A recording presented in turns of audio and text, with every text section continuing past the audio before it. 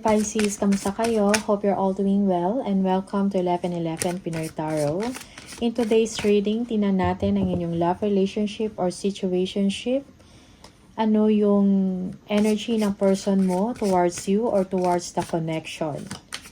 Please subscribe, like, comment, and share. And please tap the bell for updates from this channel. Maraming salamat sa inyo, Pisces. Ano yung energy ng person mo towards you or towards the connection? Energy ng person mo. Okay. Reminiscing. Okay. I miss our inside jokes. Yeah, maybe your person, no? Merong absence dito, like siguro nagkaroon ng physical separation or nagkalayo. Okay? And your person is naalala ka, namimiss ka ng person mo. Namimiss niya yung mga bonding ninyo or intimate moments, something like that. Okay? Merong missed opportunity. I didn't act when I should have.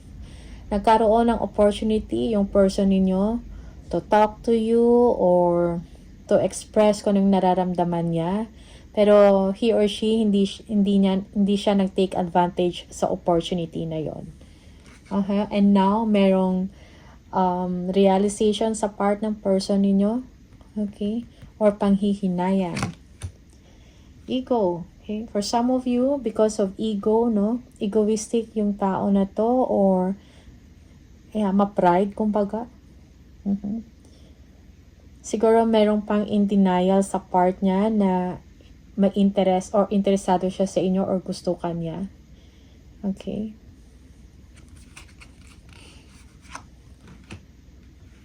Holding back. I should have expressed myself better. Okay? So, yun na nga. Hindi niya na-express, hindi niya nasabi sa inyo na may nararamdaman siyang something sa inyo, no? Na gusto ka niya, mahal ka niya, something like that. So, merong blockage. Okay? Because of the ego. Merong missed opportunity, kumbaga. Okay?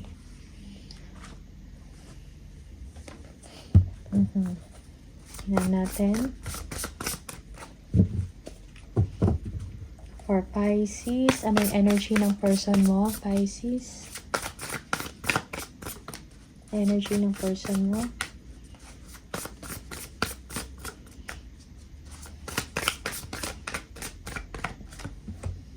Two of Cups.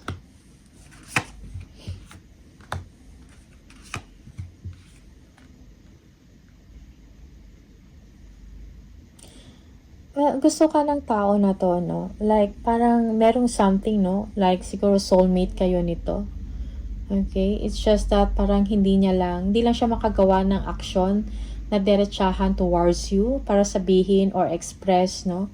Kung ano yung nararamdaman niya sa inyo, Pisces. Okay? But this person, parang special ka sa tao na to. Gusto ng tao na to, Pisces, na meron kayong communication, no?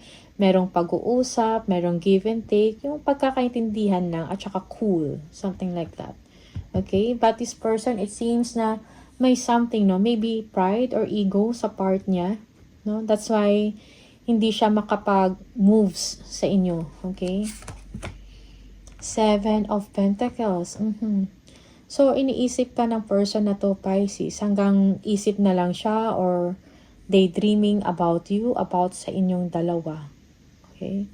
But the person, itong person na to, gusto niya mag-grow, no? Yung connection ninyo, yung relationship kung meron man. Gusto niya i-nurture or alagaan, something like that. Okay? But parang tikom, no? Yung bibig, no? Ng taong ito, hindi siya makapagsabi.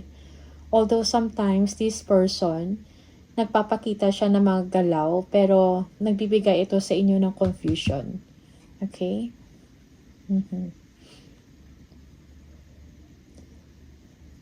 Affected yung tao na to sa nangyayari sa inyo, Pisces. Okay? That's why merong reminiscing, naalala ka, namimiss ka ng tao na to. Kung meron mang physical or emotional distance na nangyari or emotional separation. Okay? Or even physical.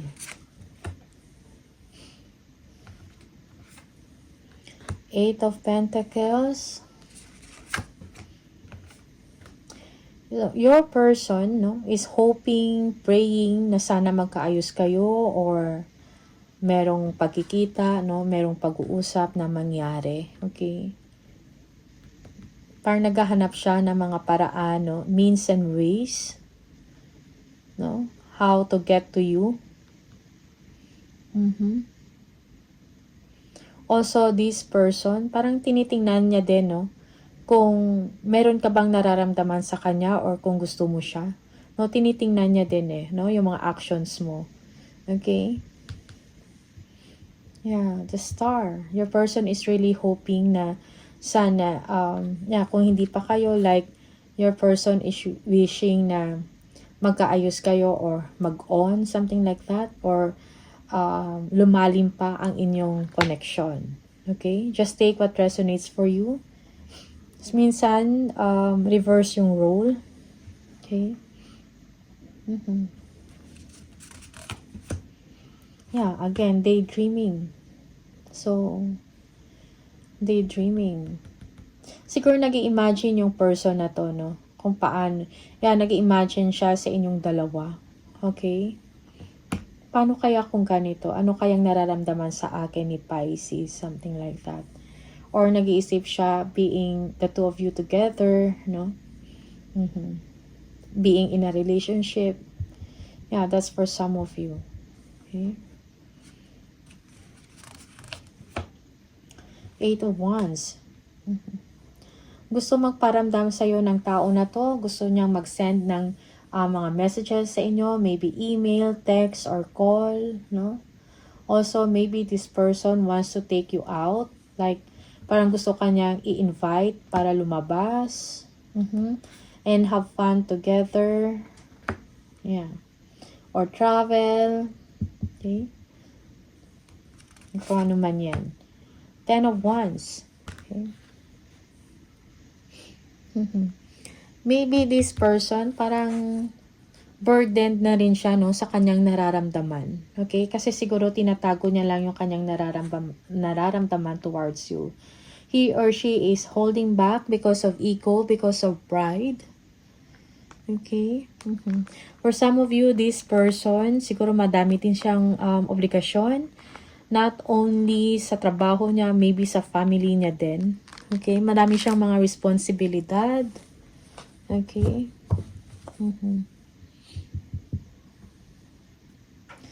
Yeah. Parang siguro yung life ng person mo is siguro hindi, kumbaga, kailangan niyang balansehin, no? Yung oras niya, yung attention niya. Okay? Death or rebirth. Siguro merong ending na nangyari, no? Ending, and then merong new beginning sa inyong dalawa. Siguro may certain, like, siguro a separation ito, no? Yeah. Merong natapos na phase sa inyong connection or sa inyong relationship. And then, merong renewal dito or new beginning na naman sa inyong dalawa. Something better or, merong improvement. Okay? Yeah. So, siguro, yeah, for some of you, yung stage na parang mga crush or ano tawag dito, yung mga kilig-kilig moments, siguro natapos yan, na-end yan. And now, there is parang mas may something seryoso, no? Or merong level up in the relationship, no? Parang next level na naman or next phase na umpisahan ng inyong connection or ng inyong relasyon. Okay? Yeah, Page of Wands. Okay? Yeah, for some of you, this person really wants to see you. No? Gusto kanyang makita, gusto kanyang makausap, parang looking forward siya na makita ka or makausap. Okay, Pisces. Yeah. Meron lang din talagang blockage dito or harang, no? Or restriction kung bakit hindi to nangyayari. Okay, that's why merong ending, no? Yeah, sa connection ninyong dalawa. Okay? But, parang, merong panibago, no? Na event, no? Para sa inyong dalawa. Something exciting na naman. Okay? parang next phase, next level. The Chariot. Okay? Dedication. Determinado yung person mo towards you.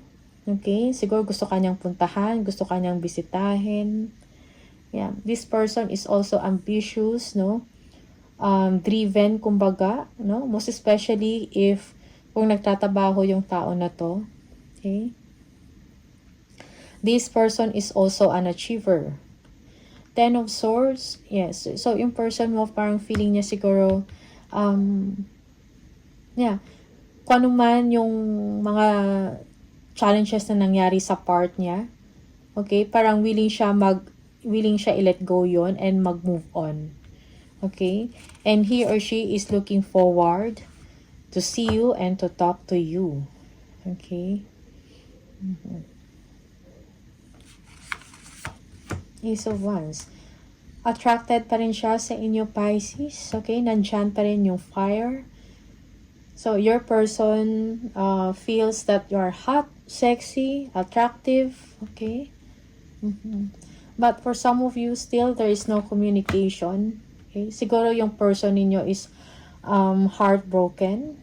Okay? Or disappointed in some areas of his or her life. No? That's why meron ding ending sa kanya dito sa part niya.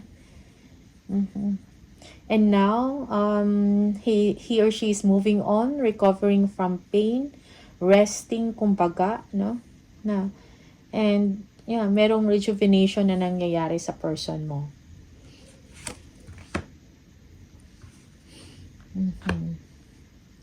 Okay, so, your person is open for the possibility sa inyong dalawa.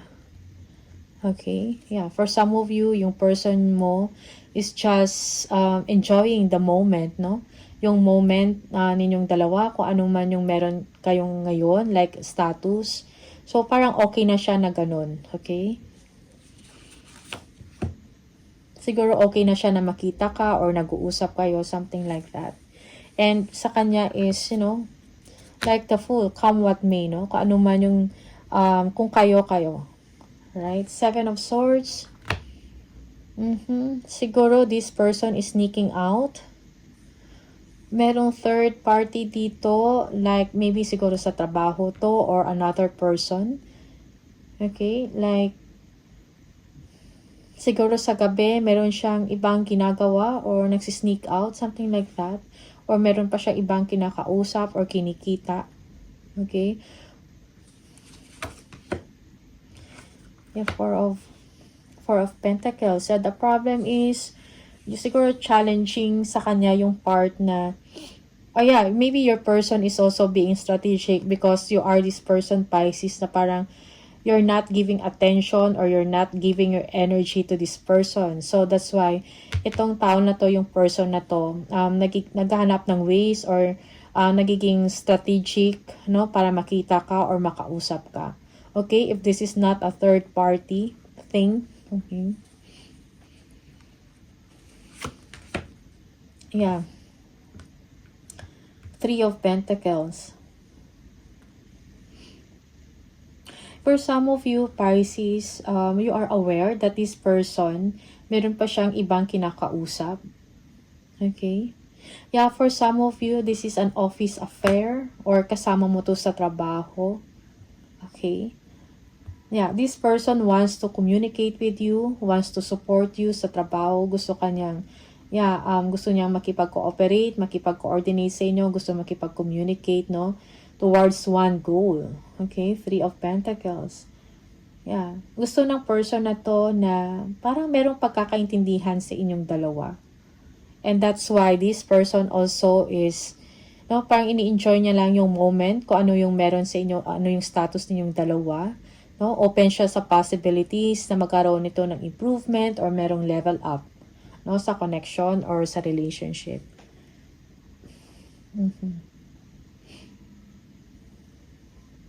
Yeah, for some of you, this person is taking a chance, no, or palihim, no, or secretly gumagawa siya ng aksyon, no, para makita ka or makausap ka.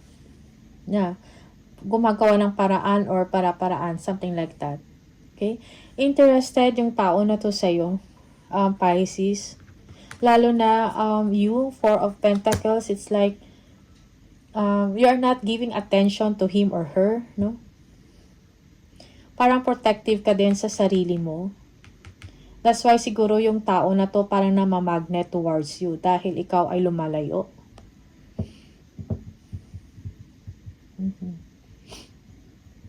Okay. Yeah. So, just take what resonates for you. Sometimes reverse yung role.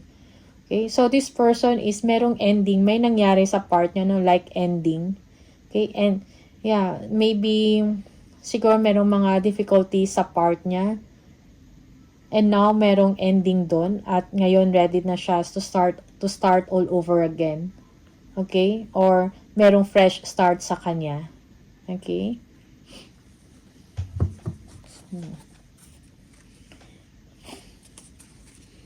Tingnan natin.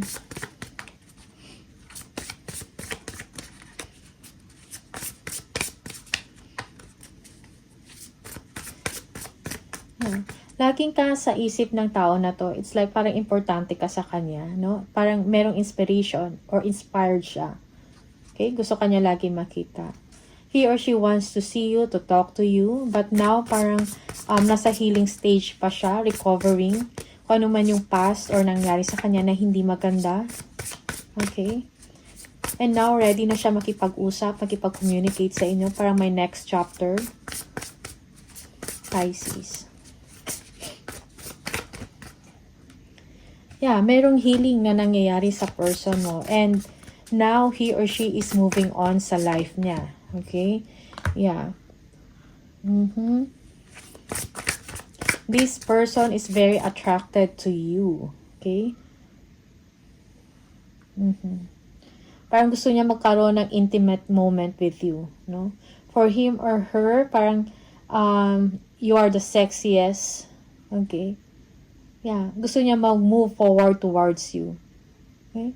From difficulties or kung ano may problema na nangyari sa kanya, parang ikaw yung fresh start. Pisces.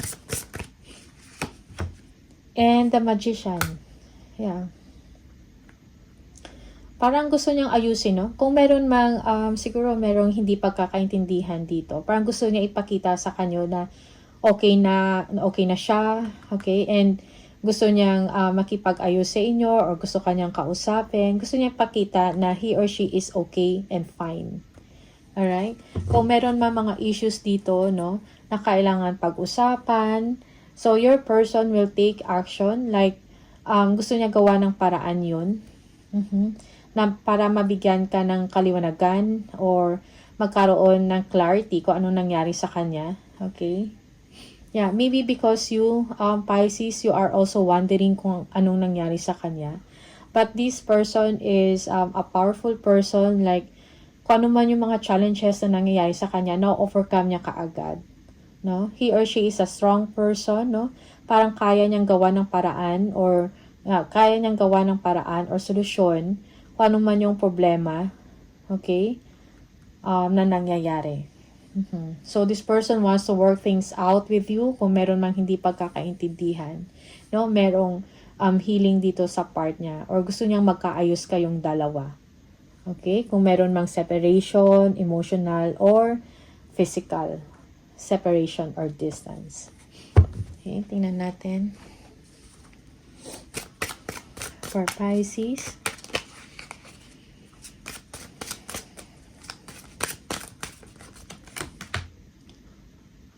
Okay, so gusto sabihin ng person mo, it is time for me to heal now. Okay? So, siguro mayroon lang tinapos na problem or challenge yung person mo. And now, ready na siya mag-heal and move forward towards you. He or she is healing right now or nag-heal siya ngayon. No? Para magkaroon siya ng fresh start with you. Okay? So, Pisces, these are the messages for you. Maraming salamat and see you on the next video. Bye!